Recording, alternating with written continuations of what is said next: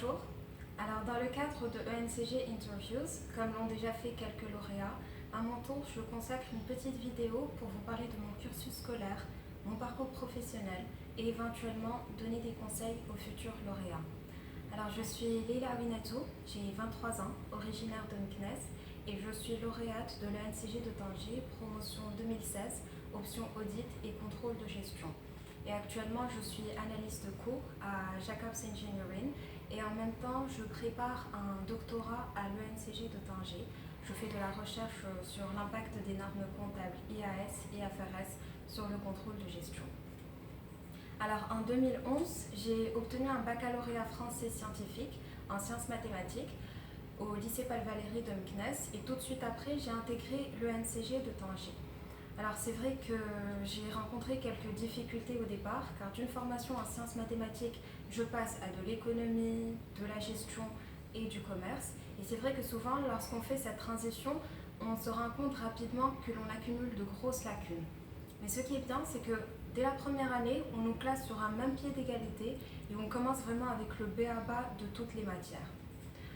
Alors mon parcours n'a pas été des plus parfaits. J'ai eu des rattrapages, j'ai même eu un crédit en 4e année. J'ai dû passer la gestion financière internationale 3 fois avant de pouvoir la valider en 5e année. Et je me rappelle qu'à l'époque, ça a été un gros complexe pour moi. Mais avec du recul, je me rends compte que ça n'est pas tellement le nombre de rattrapages que l'on a eu, ou bien le nombre de crédits. Mais ce qui importe le plus, c'est tout le package avec lequel on sort de l'école. C'est tous les acquis que l'on a pu accumuler, c'est toutes les compétences que l'on a pu développer et c'est réellement ça qui aura un réel impact sur le marché du travail. Alors, par rapport à mes stages, donc j'ai fait un premier stage l'été de ma 2e année. Alors c'est vrai qu'en 2e année, on avance un peu à l'aveuglette, on ne sait pas encore sur quelle voie on va s'engager. Donc j'ai voulu faire un stage où je touche à la fois au métier de la finance, mais également au métier du commerce. Donc j'ai fait un stage au siège de la BMCI à Meknès, en faisant en sorte de passer un peu de temps au front office, c'est-à-dire tout ce qui est caisse et chargé de clientèle, mais également au back-office. Ensuite, l'été de ma 3e année, j'ai fait un stage à Renault Tanger.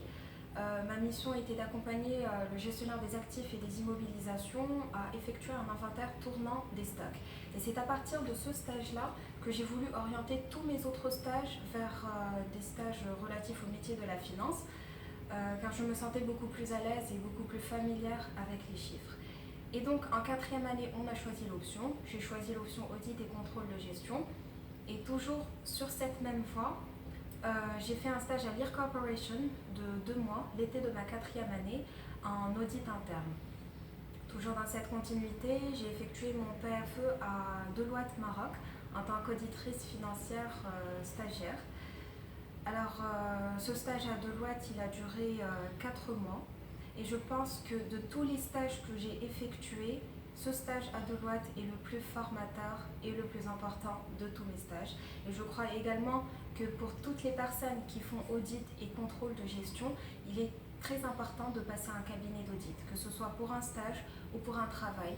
Mais le fait d'être un cabinet d'audit et de faire des missions de commissariat au compte ou de contrôle interne et le fait d'aller à telle ou telle entreprise avec des secteurs d'activité différents permet vraiment de toucher un peu à tous les domaines et voilà, de mettre en pratique concrètement tous les acquis théoriques que l'on a pu acquérir à l'école.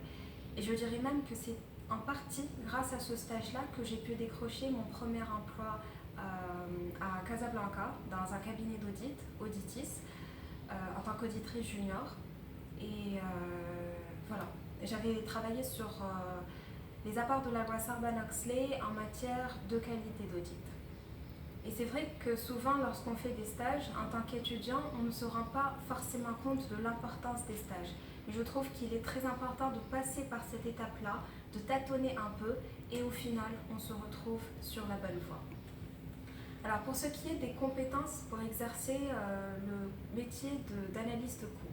Alors, le métier d'analyste coût à Jacobs regroupe 2 principaux domaines. Je dirais qu'il faut être plutôt à l'aise en contrôle de gestion, donc être assez familier avec les chiffres, mais également avoir des connaissances en management de projet.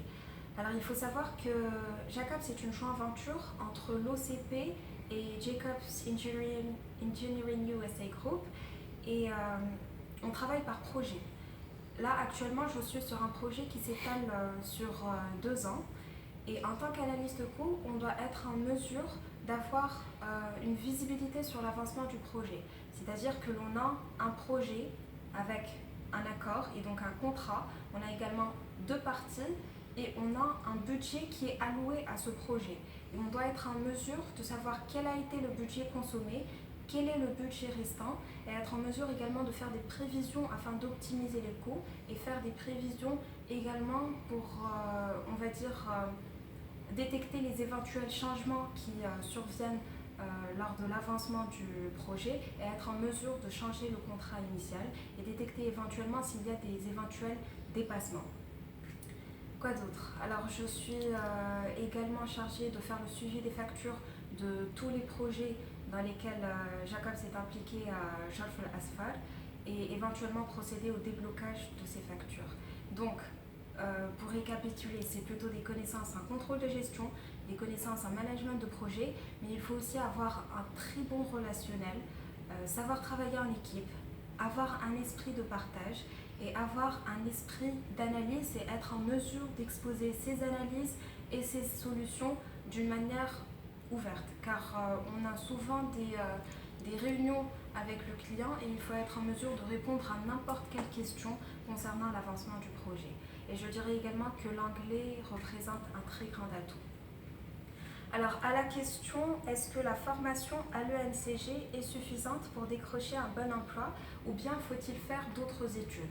Je vais répondre que oui, la formation à l'ENCG est largement suffisante pour décrocher un bon emploi, mais j'ai envie de rajouter que le plus gros du travail, il se fait en soi.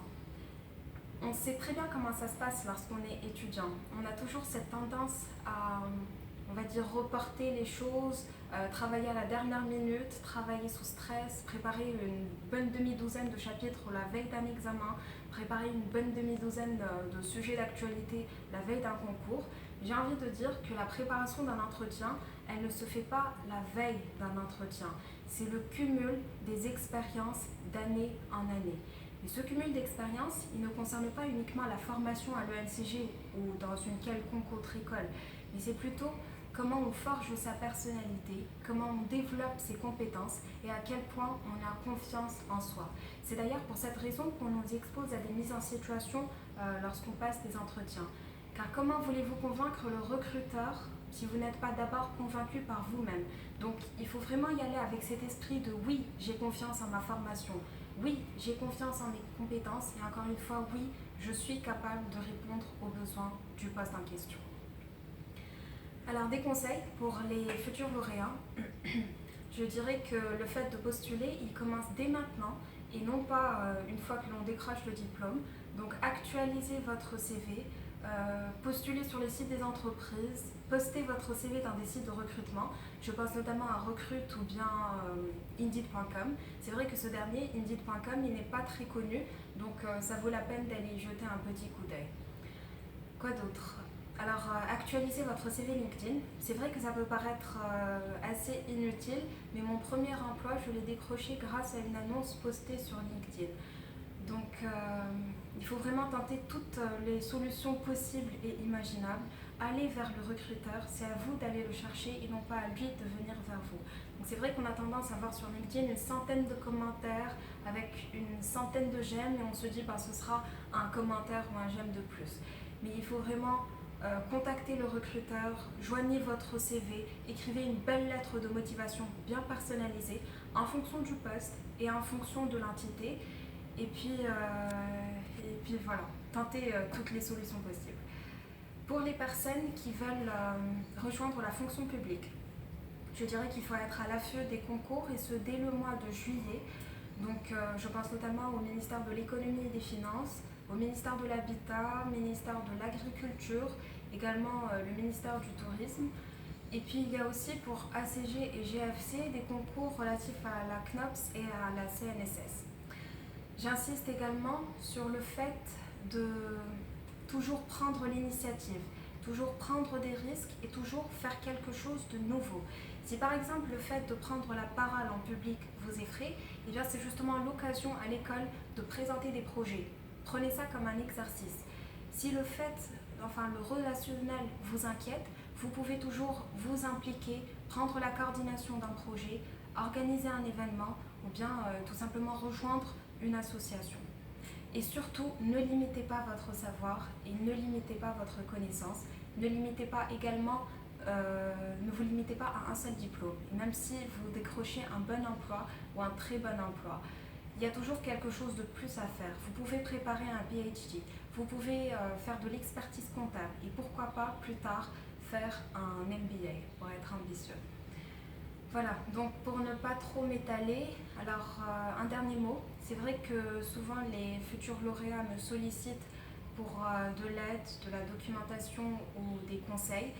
Je dirais que voilà, n'hésitez surtout pas à venir vers moi si vous avez besoin d'une quelconque information.